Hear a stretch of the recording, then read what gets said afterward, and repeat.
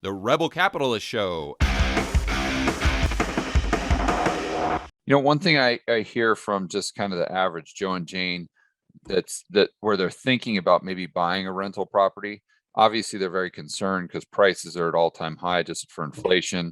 They see the everything bubble all around them. They see all this risk and like, oh my gosh, I don't know if I should, buy a rental property. And then they say, well, but there's a 30-year fixed rate mortgage. I mean, those are super cheap and it's kind of like shorting the dollar. And if I'm getting positive cash flow, there's kind of an angle there. But their biggest concern, I think, is what about rent? If we go through a big economic recession or depression or something like we had in 2020, what happens if my renters can't pay the rent? Then what do I do? And I think that's everyone's I think that concern is even more pervasive than the concern that we're in kind of a housing market bubble. So I want to get your opinion on that, Kenny, but then I also want to go back and revisit what happened with you and the rent payments during 2020 and into 21 and try to kind of dissect why maybe a lot of your renters were still able to pay rent, and if you maybe see that playing out in the future if we have a recession and don't have a lot of the stimmy checks. So great question, George. I think, first of all, people have to realize that the economy has always done booms and busts. And I think that's an important piece to first acknowledge, because these kinds of conversations come up every single time we're in what I would consider to be a boom. Right. And a boom would be when rents are at all-time high, housing prices are all-time high, those kinds of things. So we're just in another time frame. I went through this in 08. I went through this in the early 2000s. I went through this in the 90s. And so what happens each time is the biggest issue governments have, and you can see they're already tackling it, is homelessness. And I know it's kind of brutal to say, but you think about what happens if people can't pay rent, right? The next step, based on the given laws and all that stuff, unfortunately, is getting evicted and all that kind of stuff. Now, we tested this all during the pandemic. So this is kind of your second part of the question. When my partner and I, we have 10,000 tenants. And we're like, okay, like we had March was collected, but we were like, okay, we don't know who's not going to pay in April and May. And so, I mean, I could imagine you had a lot of sleepless nights back then. We did. Yeah, we're like, oh my gosh, and so what we did, just as a pro tip here, is that we decided that we were going to do 6 months mortgage payment in reserves on all our projects. So we prior to the pandemic. Right? Yeah. So we had 3 months before that, but then we went to 6. So I think, just as a rule, if you're going to own this stuff and you're going to play in this game, you have to have reserves for capital, for mortgages, and disruptions. And what happened was it's unprecedented. The government, the state, they've stepped in and said, okay, renters don't have to pay. What they actually said was that you couldn't evict them. Right. So they didn't actually say they didn't have to pay. They said you couldn't evict them.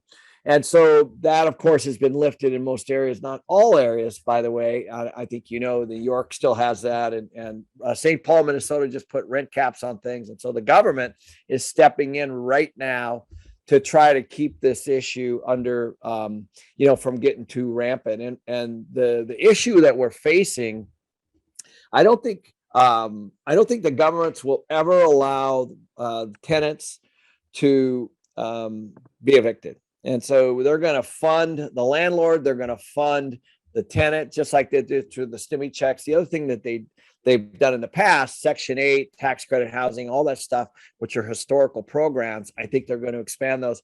Section 8 pays the landlord. That's how it works. So those are already in place. And so I think you're just going to start to see some expansion of those kinds of policies, as this starts to get a little bit worse. So more subsidies, basically, to pay rent. Yeah, absolutely. 100%.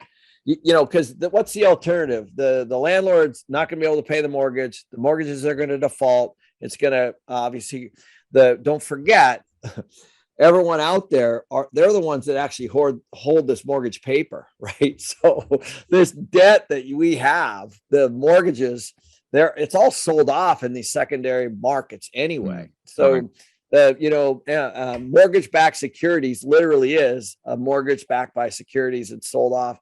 And so that was, if you watch the movie The Big Short, that's what happened. they shorted the mortgage market, and that's how a lot of these guys got really, really wealthy when Lehman went down and all that. So I don't think that's going to happen, George. And I think we'll see money into the pockets.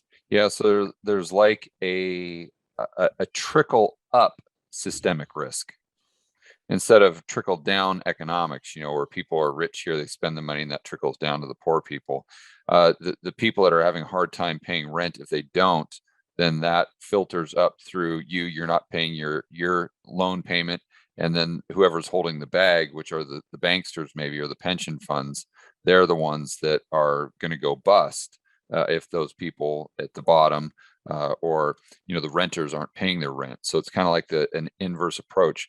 What did the rents do back during the GFC? I'd be very curious because we didn't have stimmy checks back then. Obviously, the labor market was far different in that instead of having a labor shortage, we had a labor surplus. I mean, I was telling a story just the other day, Kenny, about when I got involved with real estate in 2012. It was the first single family homes that I purchased, and I was going to just play my own GC, general contractor. Mm-hmm. So I sent out just a little ad on Craigslist, and it was for maybe $12, $15 an hour just for some handy men or tile guys, something like that. I remember within an hour, this was 2012, within an hour I probably had 100 resumes or just people texting, just inquiring about the ad. I went back in 2017 to do some maintenance on a property, ran the exact same Craigslist ad for $20 an hour, and I didn't get a thing. Like I got pretty much zero response. So my point there is that's what should happen in a recession, is that there should be a lack of jobs and therefore a lack of purchasing power. So you owned a lot of apartment complexes back then. You bought more.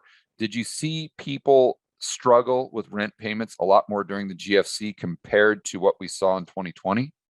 Yeah, it was very different, however. And there was another thing that happened. So for sure, people were disrupted financially. There's no question about that. But then what happened was that what people forget is that when people lose their homes, they downgrade to rentals. Oh, right. So we had, we used to call it jingle mail. They would mail their keys back to the bank. So that those people defaulted back into rentals. Now that could have been a rental home, it could have been a rental apartment or whatever.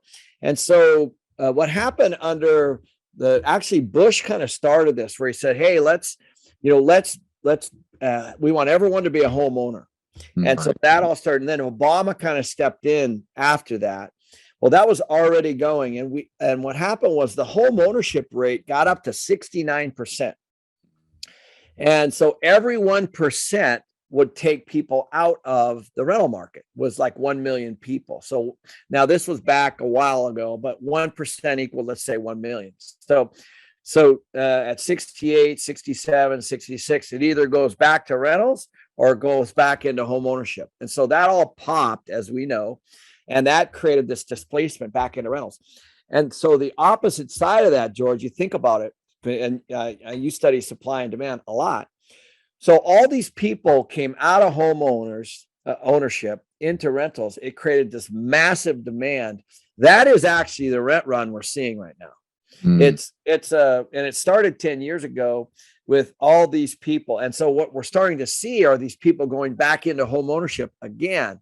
But at the same token, during that 10-year period, guess what we didn't do? Add supply. Right. Exactly.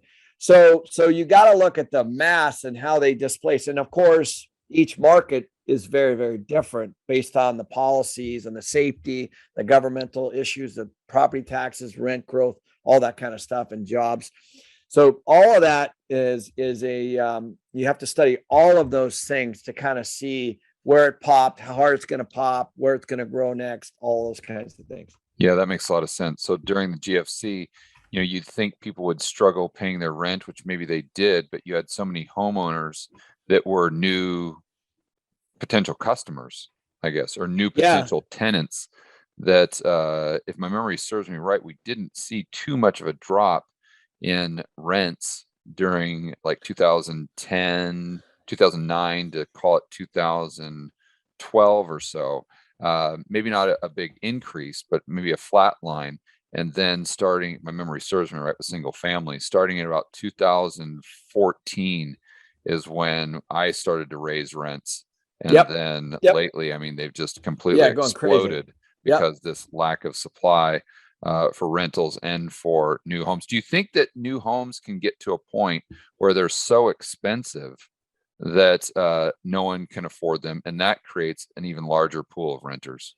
I do. And I think that's happening right now. And the other thing that happened during that time, George, if you think about it, home development, residential development, that pulls people out of rentals. A home builder is actually looking at that renter and trying to make them a homeowner. That's how the system is.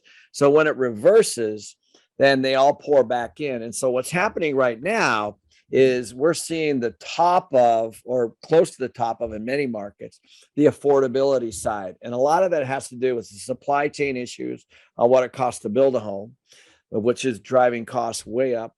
And then if the Fed increases the rates like they say they're going to do after next year, then that's actually going to make it even worse. That's going to drive even more people into rentals.